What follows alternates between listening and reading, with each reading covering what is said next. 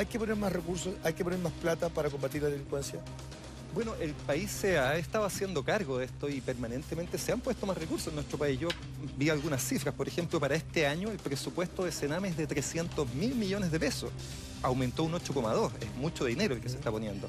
En temas de prevención de delitos de la Subsecretaría de Prevención del Delito, en los últimos 3 años han sido más de 60.000 millones de pesos los que se han invertido. Sí, pero cuando tú hablas de 300.000 millones de pesos en el Sename es porque estás hablando de que hay un foco de delincuencia en la parte más adolescente, más infantil, que hay un foco ahí que podrían eventualmente convertirse en delincuentes en su adultez. Y que están ya, de hecho, cometiendo delitos. Justamente la delincuencia se ha puesto muy de moda hoy día por lo que ha sucedido con un feroz crimen en La Reina, donde el joven que cometió este delito tenía 21 detenciones previas y había estado ligado efectivamente al Sename. Se le habían puesto una serie de medidas para intentar que dejara de cometer delitos, pero nada de eso. Pero ¿cómo explicamos eso? En el fondo, la pregunta que hacía Simón, ¿qué está fallando acá? ¿Está fallando la policía de la investigación? ¿Está fallando el Sename, que dio señales y no fueron bien tomadas por los tribunales? ¿Son los tribunales los que fallan? Yo lo primero que diría es que este es un problema extremadamente complejo. Acá no hay soluciones mágicas ni fáciles de decir hay que hacer tal cosa para solucionar la delincuencia. Hay una serie de medidas que se deben tomar en conjunto, que básicamente son prevención por una parte, sanción cuando se cometen los delitos y rehabilitación una vez que tenemos ya a la persona privada de libertad. Perdona, José, pero tomemos esos 3 puntos que dijo usted, abogado. Primero, la prevención. ¿Cómo andamos en eso? Yo diría que ese es el gran punto que está fallando. Es mi opinión y hay mucha gente que comparte eso, ¿no? Porque la prevención básicamente evita que estemos en la situación de homicidio. Una vez que ya se cometió el delito, bueno, vendrá la sanción y después la rehabilitación, pero probablemente lo más interesante es cómo evitamos llegar a esto.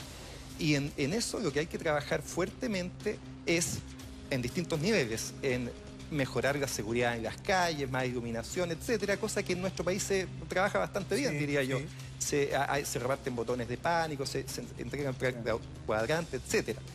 Luego hay niveles que tienen que ver con el hecho mismo, con la ocurrencia, prevención secundaria, que tiene que ver con que hayan más patrullajes, por ejemplo, en los sectores más posibles de que se cometan los delitos. Pero mayor dotación de carabineros también. Mayor dotación de carabineros, pero que tampoco es poca. En Chile tenemos aproximadamente 50.000 carabineros, que es una suma relativamente importante. Y la prevención terciaria, que tiene que ver ya con enfocarse en probablemente los menores y los delincuentes prolíficos, reincidentes, que básicamente sabemos quiénes son, pero hacemos bastante poco por volverlos a incorporar a la escuela, que es fundamental, por tratar sus graves problemas de drogadicción y alcoholismo, por vincularlos con la familia, etcétera. Y ahí es donde estamos fallando. Yo creo que hay un tema importante. El otro día conversábamos con el diputado Fuenzalía y decía que efectivamente la percepción de la gente, o sea, si uno conversa con las personas en la calle, todo el mundo va a decir, ¿cuándo van a cambiar las leyes? ¿Cuándo va a haber más mano dura para que estos delincuentes que tienen prontuario, como el del otro día, que mató a la señora en La Reina, efectivamente esté preso el tiempo que tiene que estar? Entonces, el diputado nos decía, bueno, las leyes hay que hacerlas en el Parlamento y no todo el mundo a veces está de acuerdo con esa percepción que tienen las personas. Entonces, ¿por dónde partimos? ¿Por cambiar el marco legal o también por decir, ¿es efectivo que estos delincuentes juveniles pueden llegar a rehabilitarse? ¿Sabes lo que pasa, José? Que yo creo que en los últimos años justamente la apuesta ha ido por ahí. Y desde el 2000 en adelante, que es cuando se instala la reforma procesal penal, permanentemente cada 2 años se van subiendo las penas, se le va dando mayor atribución a las policías, lo que a mí me parece bien. Pero todos esos aumentos, el año 2016 fue el último, con la llamada agenda corta, cuando se discutió esto, si se podía detener o pedir los carnés a cualquier persona sin autorización, etcétera, la agenda corta antidelincuencia, que se aprobó. Pero ¿cuáles fueron los resultados de eso? Ninguno. Desde el 2011 hasta el 2018, sistemáticamente todos los años la delincuencia ha aumentado un poco según la encuesta de victimización. Ahí, abogado, no es suficiente eso. Pero no sé, ahí, abogado, que tocamos otro punto, porque esto es multifactorial. Le pongo el acento en el Sename, que es donde hay un foco importante ahí. De acuerdo al último estudio que se hizo, que se hizo la semana pasada, y usted lo apuntaba muy bien, aproximadamente 50% de los niños que estaban con problemas ya de delincuencia en el Sename no tenían su escolaridad, o sea, no estaban yendo a clase. Y el 48% consumían o alcohol o drogas. ¿No será que ahí se está haciendo mal la pega? Yo creo que ahí hay un problema, pero mayúsculo. Y de fondo. Y de fondo. Y tiene que ver además con los problemas que hemos visto en el Sename, con que además no hay una buena utilización de los recursos. Hay muchos recursos que se están poniendo, pero hemos visto investigaciones periodísticas que dan cuenta que aparentemente tampoco esos recursos están bien utilizados. Y lo importante es que haya muchos recursos y que se utilicen bien. Y lo que apuntas tú, Rodrigo, me parece fundamental. fundamental. Lo fundamental para que un niño, un joven, o incluso un poco más, no delinca, es que tenga una actividad. Es decir, si esa persona es un niní, ni estudia ni trabaja, claro, estamos condenados a que va a terminar delinquiendo. Claro. Y por lo tanto la política fundamental debe ser reincorporarlo y ahí, perdón, exitosamente a la escuela. Luego lo que dice Susana Tonda, que dice cuando ella conoció la realidad del Sename, particularmente no de los que viven en las casas de acogida, sino de los que delinquen y los tienen ahí en otro contexto, es una realidad más bien carcelaria, donde se preocupan de encerrarlo, pero no entregarle las herramientas tal vez para que superen su problema. Pero ahí hay un punto, Carlos. ¿Ah? No son tantos en todo caso, son como 800. Sí, pero además también muchas veces están mezclados. Sí. Hay un punto interesante que tiene que ver con que, bueno, el Sename ha fallado. Todos tenemos una mirada crítica con respecto a lo que es el Sename. ¿Ha fallado solo el Sename o la sociedad en su conjunto?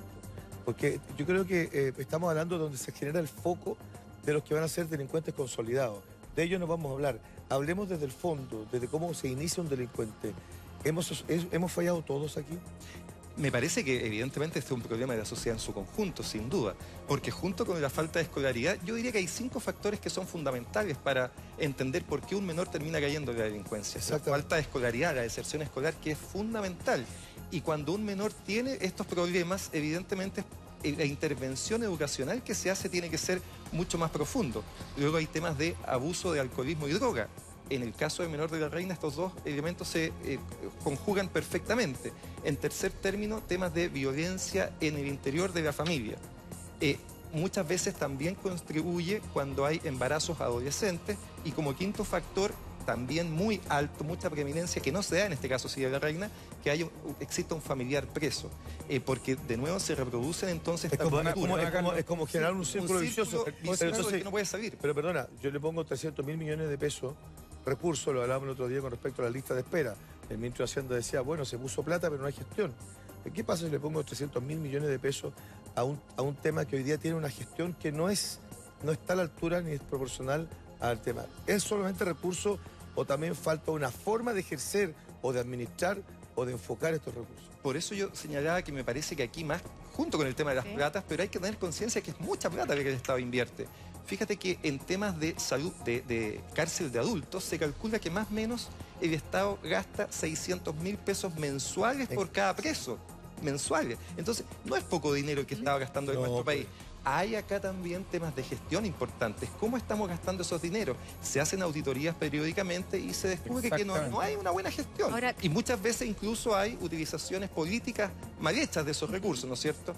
Y yo celebro que este tema se esté poniendo en la agenda.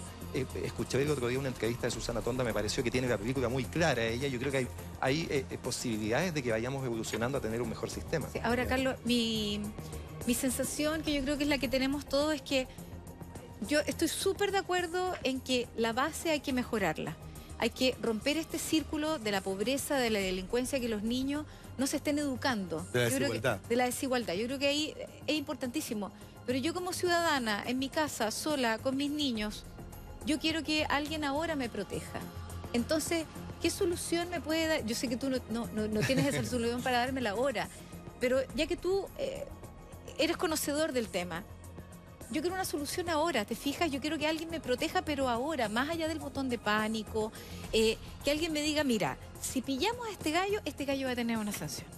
No, eso es fundamental. Yo te quiero contar, Carla, no sé si tú estás enterada, pero yo en mi domicilio sufrí un asalto muy violento a fines del año pasado, del 2017. Entraron 2 menores a mi casa, intimidaron con armas a mis hijas que estaban en ese momento, etcétera. O sea, en la comuna de la Reina, además, muy cerca de donde pasó esto.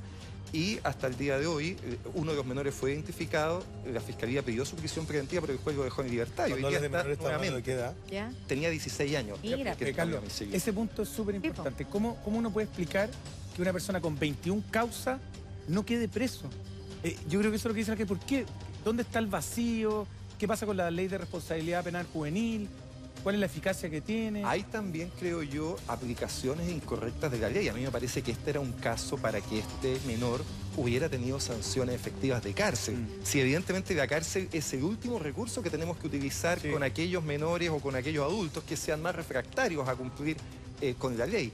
Pero cuando ya este menor tenía 5, 6, 7, 10 detenciones, llegó a tener 21, 22 actualmente, fue llevado a juicio. La fiscalía lo llevó a juicio, lo acusó porque había entrado a robar a una casa vecina de la misma calle Loredey.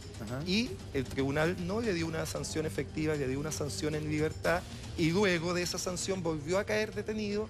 Estuvo en prisión preventiva ya siendo adulto, como 3 meses, y le volvieron a la libertad. ¿Y no los jueces a ese criterio? Le pregunto. A mí me parece que hay también hay errores en la manera en que los jueces aplican, pero que ya pasan a ser casuísticos, ¿no? O sea, en algunos casos sí, en algunos casos no.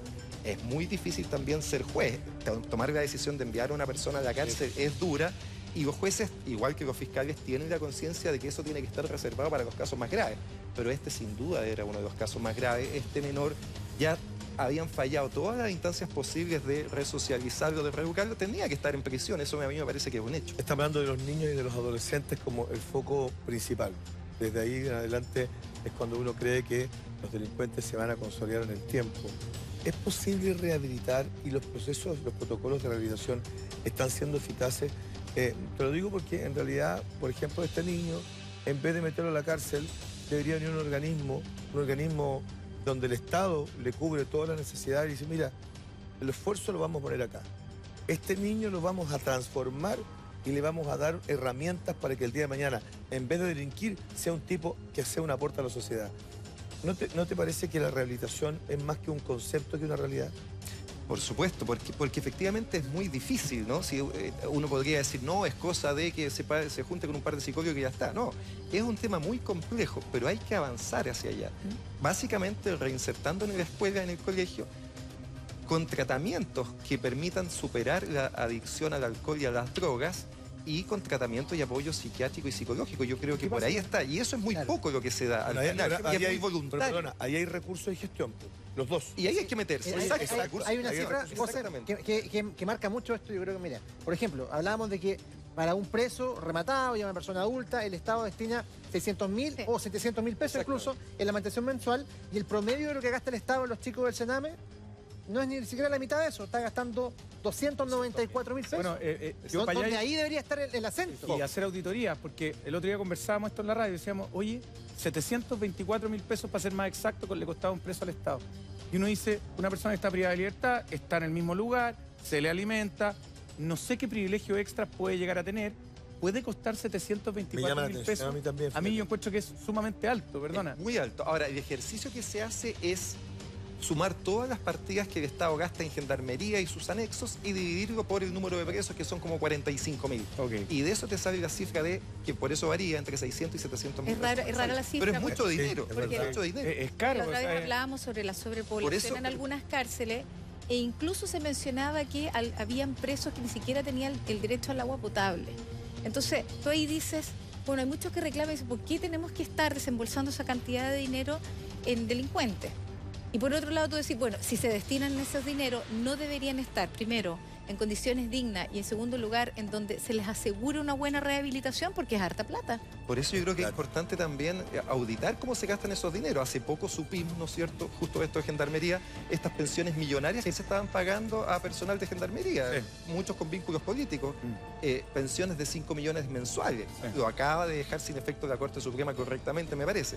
Pero es importante auditar los dineros. A mí me parece efectivamente que uno cuesta ver dónde se están gastando esos. Y eso se va a hacer, perdona, porque esta conversación me parece súper buena, pero a mí lo que me gustaría es que efectivamente se fiscalizara más, se auditara más, viendo, por ejemplo, esa cantidad inmensa de recursos que se le da al Sename, qué es lo que se ha hecho o qué es lo que se está pensando hacer. Eso a mí como ciudadano me parece re importante.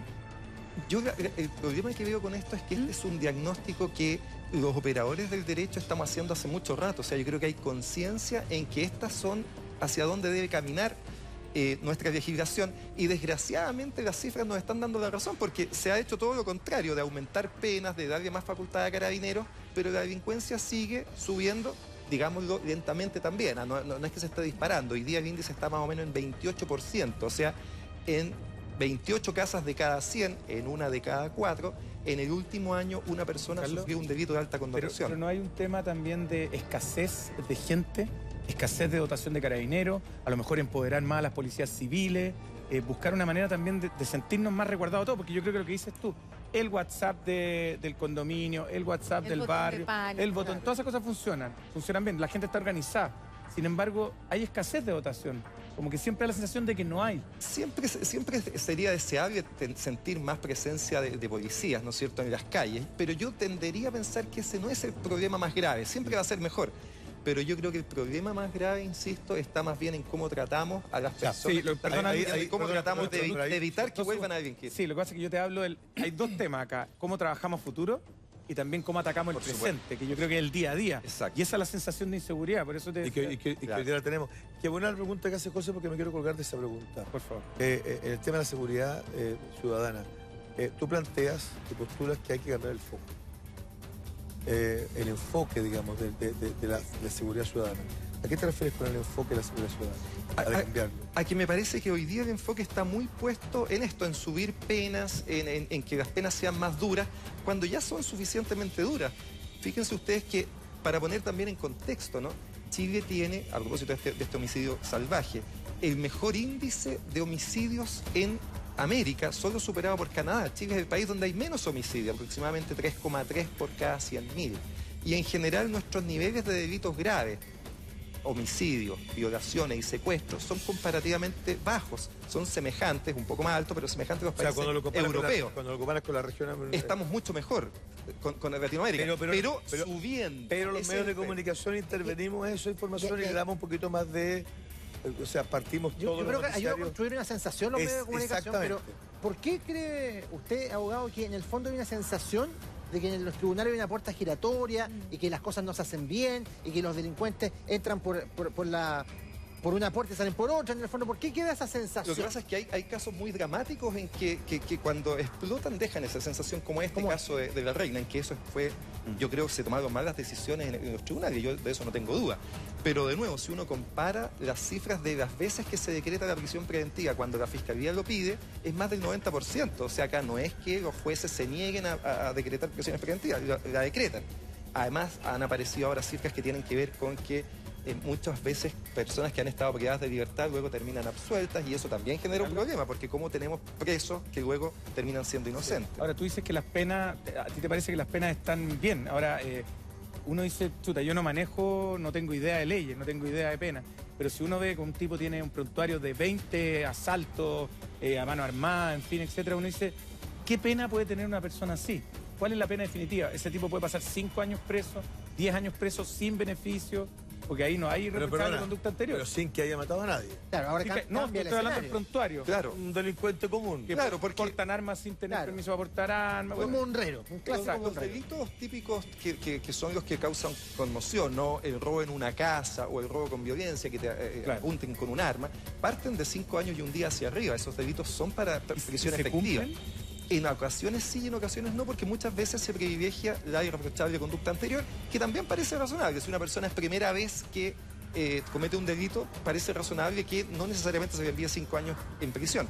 Pero en estos casos en que hay 20 detenciones, 7 condenas previas, no parece razonable que este menor hubiera tenido una pena en libertad.